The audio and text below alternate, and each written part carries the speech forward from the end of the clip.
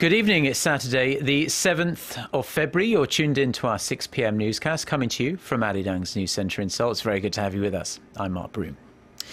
We begin with North Korea's latest addition to its military hardware. This time it's a powerful ship-to-ship missile, which the regime's state media has been proudly showing off. No word on when or where the test firing of the missile took place, but it was deemed important enough for North Korean leader Kim Jong-un to watch over proceedings. Our Song Ji-son starts us off. North Korea has test-fired a new anti-ship cruise missile demonstrating the increased capability of its naval forces. Images published by Pyongyang state-run newspaper on Saturday also showed leader Kim Jong-un observing the missile being fired from a small naval vessel. North Korea describes it as a new type of cutting-edge anti-ship rocket developed by North Korean scientists that will bring a great change in the Navy's defense of territorial waters. Seoul's defense ministry said that it assumes the missile has a range of 130 kilometers. The design of the missile appears to be almost, if not completely identical to a Russian anti-ship missile that is capable of flying at high speed above the sea. On top of this, the ship from which the missile was launched is a high-speed warship the North has never revealed before. North Korea is demonstrating the reinforced capabilities of its Navy. It appears the North wants to strengthen unity within its military, as it has declared 2015 as the year for, quote, the completion of a great war for unification. Pyongyang has boosted the number of its military drills in recent weeks in its usual routine of seeking to raise tensions ahead of the annual joint military drills between South Korea and United States. Song Ji-son, Arirang News. Now, a South Korean official has a novel proposal about how to approach the complicated issue of trying to denuclearize North Korea and specifically refreshing the long-stalled six-party talks. Speaking at the Munich Security Conference currently underway in the German city, South Korea's Parliamentary Defense Commission Chief Hwang Jin-ha said the multilateral dialogue involving the two Koreas, China, the United States, Japan and Russia should be expanded to include more voices, especially those in Europe, stressing that the current six-party framework has not been active for more than 6 years now. Hwang said international consensus, including Europe's cooperation, is essential to solving North Korea's nuclear issues. Now, South Korea and the United States are scheduled to hold a foreign ministers' meeting on the sidelines of the Munich conference on this Saturday to address issues related to the Korean peninsula. U.S. President Barack Obama has reaffirmed Washington's commitment to end North Korea's nuclear program and make the world free of nuclear weapons. In his National Security Strategy report that was sent to Congress on Friday local time, Obama said the U.S. was committed to seeing the denuclearization of the Korean peninsula, especially considering the grave risks posed by Pyongyang's weapons development and proliferation. The president also reiterated the U.S. pivot to Asia, and he renewed Washington's security commitment to South Korea. Now, on a related note, the White House is expected to invite President Park Geun-hye to Washington later this year. An official at the Korean embassy in the U.S. says both sides are already in talks about organizing a trip. The International Monetary Fund has cut Korea's economic growth forecast for this year to 3.7%. The agency had forecast in October last year that the Korean economy would grow 4% in 2015. The IMF did not elaborate on why it lowered the growth estimate. Despite the cut, the IMF's latest forecast for Korea is still 0.3 percentage points higher than the 3.4% the Bank of Korea forecast just last month. The IMF also forecast Korea's economy would expand 3.9% in 2016. Korean researchers have developed a device that's likely to be extremely useful as wearable technology steadily becomes more and more a part of our everyday lives.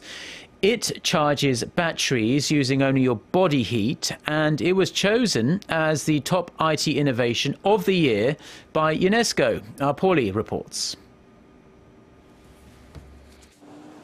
Smartphone batteries run out of power relatively quickly, and recharging them can be a problem, especially on the go. Now, a group of researchers at KAIST in Korea has developed a device that can recharge batteries just with body heat. The thin piece of thermoelectric film is made with fiberglass and when worn can generate electricity from the warmth of a person's body. It's thin and bendable and can easily be integrated into clothing or wearable devices like smart glasses or watches. The wearable thermal element that we developed is flexible and it can easily generate energy using body heat. The team received the 2015 NetExpo Award presented in partnership with UNESCO, marking the first time the honor went to Korean developers. The award is given to the most innovative technology of the year as chosen by global IT experts. Low power consumption trend and the more power generation from our device will be merged in the future. So then means later we can cover more and more power for smart watch or some other wearable devices. Thermal element technology is expected to have a major influence on daily life in the near future as a key solution to the problem of low battery life for wearable devices that frequently need to be charged. Paul Yi, Arirang News. Islamic State militants say an American woman aid worker who they were holding hostage in Syria has been killed in a Jordanian airstrike. The U.S. government says it's investigating the allegations of the death of 26-year-old Kayla Muller, but added that so far there's no evidence to corroborate the claim. Islamic State posted pictures of a destroyed building on a Twitter feed on Friday, claiming Miss Muller had been buried under the rubble. This latest development comes as Jordan has been stepping up its air raids on IS positions in Syria in retaliation for the extremist group's brutal murder of a Jordanian pilot. A spokesperson for the Jordanian government has called the claim a publicity stunt by the militant group. Miss Muller was kidnapped in August 2013 after finishing a day volunteering at a hospital in Aleppo.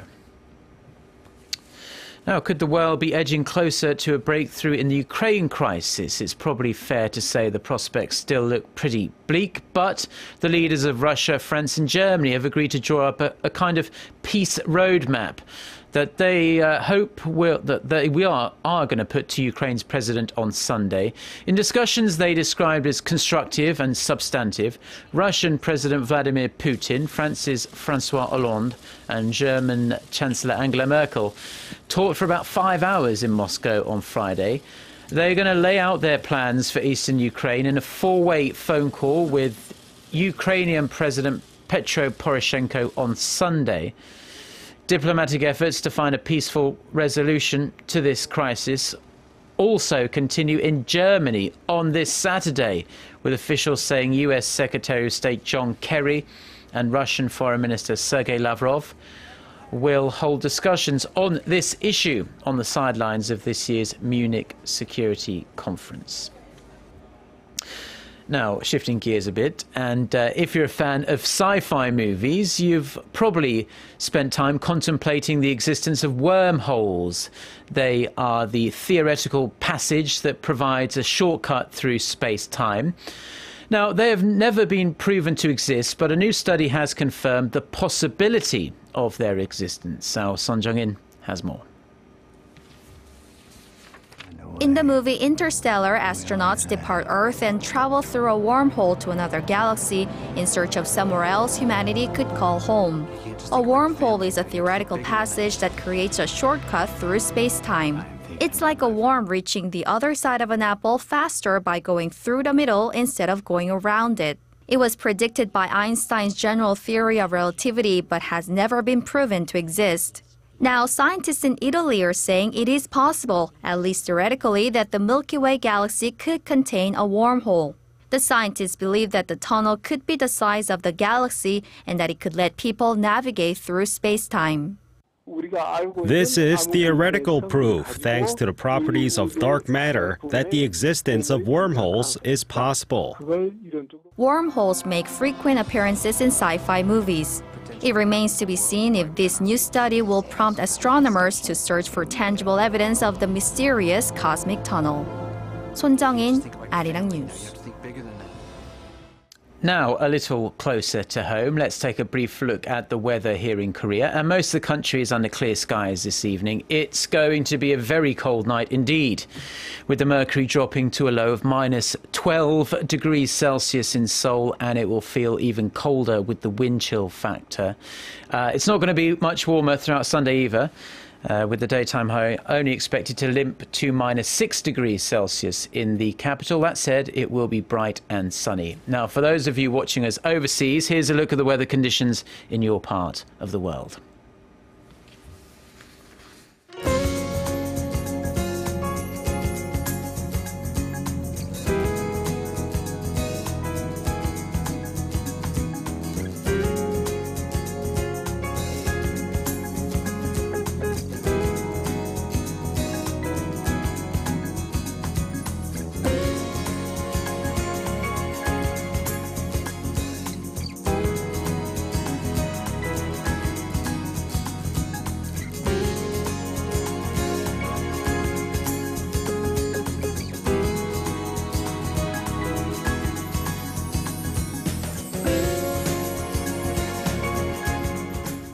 Well, that's all we have for now. Do enjoy the rest of your Saturday wherever you're watching us, and do stay tuned to Arirang TV. We'll be back again with our next newscast at 10 p.m. Korea time. Until then, goodbye.